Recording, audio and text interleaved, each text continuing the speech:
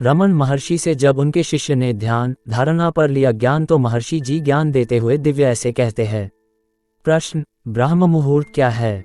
उत्तर, प्रातःकाल 4 बजे से 6 बजे तक के समय को ब्राह्म मुहूर्त कहते हैं। प्रश्न, ऋषियों ने इसकी प्रशंसा क्यों की है? उत्तर, क्योंकि यह भगवान अथवा ब्रह्म पर ध्यान हेतु अनुकूल है, इसलिए इसे ब्राह्म मुहूर्त कहते हैं। प्रश्न, इस विशेष समय पर ध्यान करने से साधकों को क्या विशेष लाभ होते हैं? उत्तर, इस विशेष समय पर मन बहुत शांत और स्वच्छ रहता है। ये सांसारिक विचारों, चिंताओं और व्याकुलताओं से मुक्त रहता है। मन एक कोरे कागज की तरह होता है और तुलनात्मक रूप से सांसारिक संस्कारों से मुक्त रहता है। इस समय सांसारिक विचलनों के मन में प्रवेश करने से पहले इसे बड़ी ही सरलतापूर्वक मोड़ा जा सकता है और वातावरण भी इस विशेष समय में अधिक सत्व से आवेशित रहता है। बाहर भी कोई कोलाहल अथवा शोर नहीं रहता है। प्रश्न, क्या मैं ध्यान प्रारंभ करने के पूर्व स्नान कर सकता हूँ?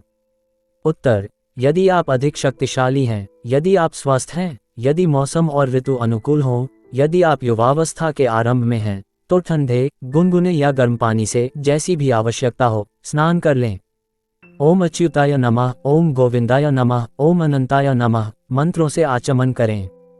प्रश्न, ध्यान अथवा मन को एकाग्र करने हेतु कैसे प्रयास करें?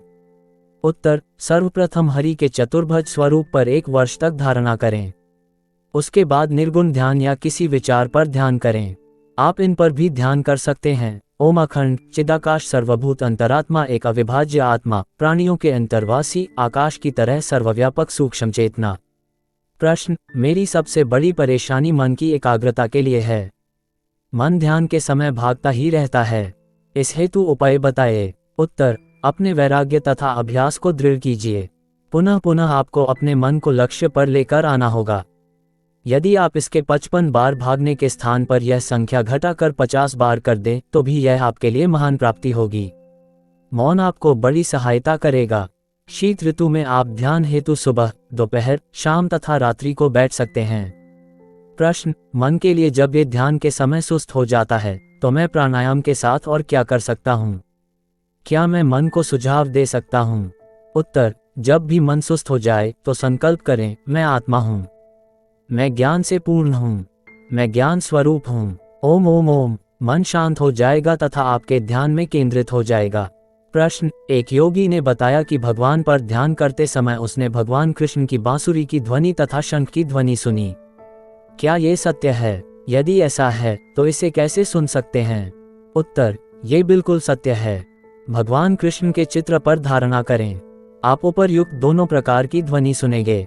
कानों को दोनों अंगूठों से बंद कर लें अथवा पीली मक्खी का मोम जिसको रुई के साथ पीटा गया हो उससे कानों को बंद करें और दाहिने कान से आती हुई ध्वनि पर धारणा करें। आप उपर्युक्त ध्वनियों को सुनेंगे। इसका अभ्यास रात के समय करें। प्रश्न, मैं आपसे प्रार्थना करूंगा कि मुझे कुछ और निर्देश दें, कुछ और ध्यान की विधियां बताएं तथा सही पथ पर चलने हेतु कुछ निर्देश दें। उत्तर, भगवान श्री कृष्ण के आभूषणों, रेशमी पीताम्बर, बांसुरी आदि को नेत्र बंद करके देखने का प्रयास करें। प्रतिबिंब को स्थिर रखें। यदि मन भागे तथा यदि आप इसे लक्ष्य पर वापस न ला सकें तो इसे थोड़ी देर तक घूमने दें। ये कुछ देर तक इधर उधर कूदने के बाद स्वयं ही स्थिर हो जाएगा। प्रश्न, हमें ध्यान हेतु समय क्यों देना चाहिए? भगवान हमारी प्रार्थना की कामना नहीं करता तो ऐसा करने की आवश्यकता क्या है? उत्तर, जीवन का लक्ष्य है आत्म साक्षात्कार या भगवत साक्षात्कार। हमारे सभी कष्ट, जन्म, वृद्धावस्था तथा मृत्यु मात्र भगवत साक्षात्कार के द्वारा ही समाप्त हो सकते हैं। साक्षात्कार मात्र भगवान पर ध्यान द्वारा ही किया जा सकता है। मेरे प्रिय राम, इसके सिवा अन्य कोई मार्ग नहीं है। इसलिए व्यक्ति को ध्यान का अभ्यास करना चाहिए। भगवान हमें प्रार्थना, जप आदि हेतु तत्पर करता है क्योंकि भगवान वह प्रेरक है जो हमारे मनों को प्रेरित करता है। प्रश्न, क्या मैं ध्यान के समय भगवान से सहायता प्राप्त कर सकता हूँ?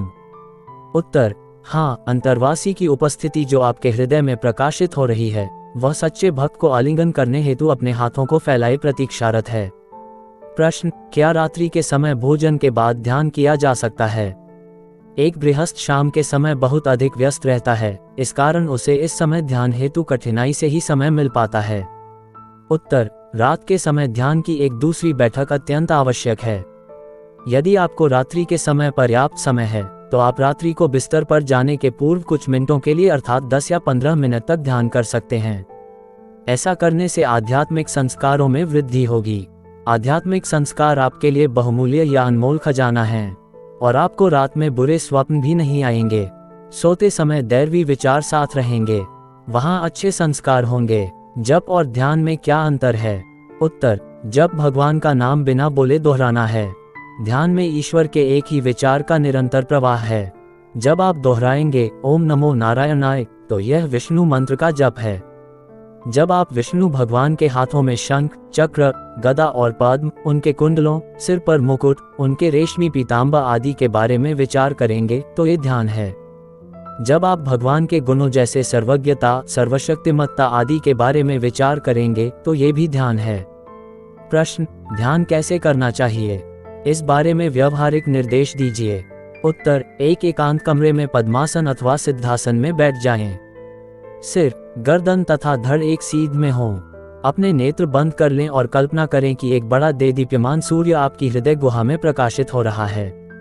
भगवान विष्णु के चित्र को एक कमल के पुष्प के केंद्र में स्थापित करें। इस चित्र को अब देदीप्यमान सूर्य के केंद्र में देखें। ओम नमो नारायणाय मंत्र का मानसिक रूप से जप करें तथा अपने हृदय में उनके संपूर्ण चित्र को सिर से पैर तक तथा उनको हाथों में अस्त्र लिए मानसिक रूप से देखिए। सभी अन्य सांसारिक विचारों को बंद कर दें। प्रश्न, जब मैं ध्यान करता हूं तो सिर भारी हो जाता है, इसे कैसे दूर करूं? उत्तर, सिर में आंवले का तेल लगाएं और शीतल जल से स्नान करें। जब आप ध्यान हेतु बैठें उससे पूर्व सिर पर शीतल जल के छींट दें। आप ठीक हो जाएंगे। मन के साथ संघर्ष न करें। प्रश्न, क्या एकांत आवश्यक है? उत्तर, पूर्ण आवश्यक है। यह अनिवार्य है। प्रश्न, मुझे कितने समय तक एकांत में रहना चाहिए? उत्तर, पूरे 3 वर्षों तक। प्रश्न, क्या आप मुझे ध्यान हेतु कुछ एकांत स्थान बता सकते हैं? उत्तर, ऋषिकेश, हरिद्वार, कनखल, नासिक, उत्तरकाशी, बद्रीनारायण, वृंदावन, मथुरा, अयोध्या या कश्मीर। रेफरेंस बायोग्राफी ऑफ रामना महर्षि। जप और धारणा।